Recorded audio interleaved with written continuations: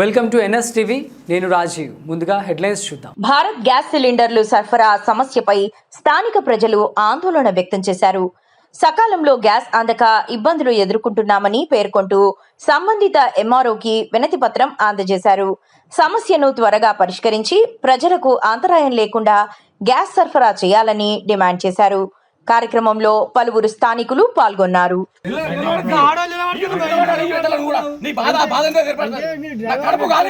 సామాన్యుల కడుపు కాల్తే ఇట్లుంటది.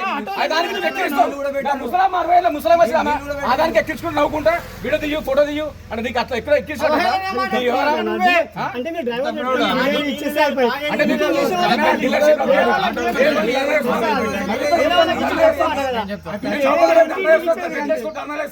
డీలర్షిప్ రద్దు కావాలా, మాకు కొత్త డీలర్ కావాలా, మాకు అవసరం ఇప్పుడు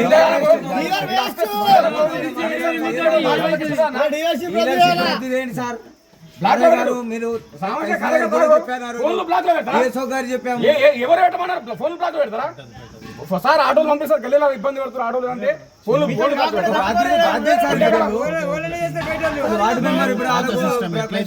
పంపించే వాళ్ళు